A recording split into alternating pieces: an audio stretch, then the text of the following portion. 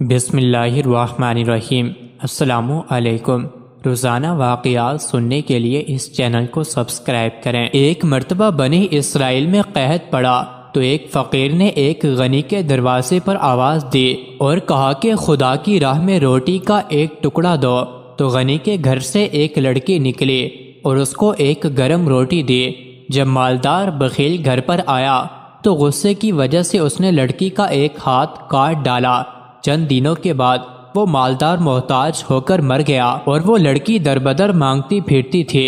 وہ نہایت حسین و جمیل تھے۔ ایک روز ایک سخی کے دروازے پر گئی۔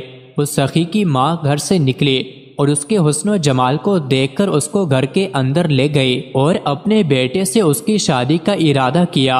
اور جب اس کی شادی ہو گئی تو اس نے رات کے وقت اس کے آگے دسترخوان بچھایا۔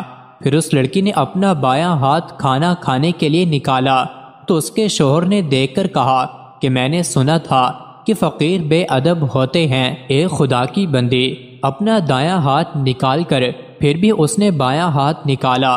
اس کے بار بار کہنے کے باوجود بھی اس نے بایاں ہاتھ ہی نکالا۔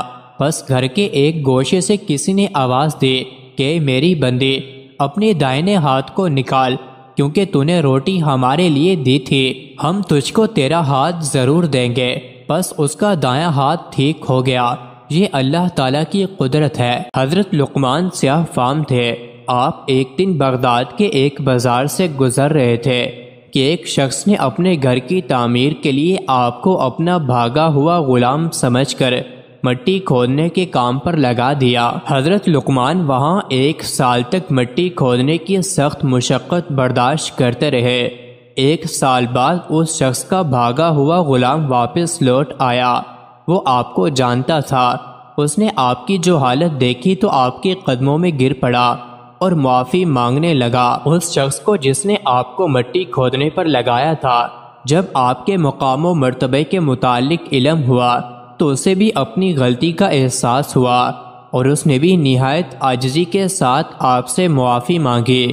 حضرت لقمان نے فرمایا کہ جو ہونا تھا وہ تو ہو چکا ہے، اس لیے کام میں بھی گھاٹے میں نہیں رہا۔ اور میں نے دانائی کی ایک بہت قیمتی بات یہاں سے سیکھی، اور وہ یہ کہ اپنے سے کم کو بھی کبھی کسی مصیبت میں مبتلا نہیں کرنا چاہیے۔ میرا بھی ایک غلام ہے جس سے بھی ہر قسم کے کام لیتا تھا، لیکن اس مشقت کو اٹھانے کے بعد مجھے معلوم ہو گیا کہ اس قسم کے کاموں سے کس قدر روحانی و جسمانی تکلیف ہوتی ہے۔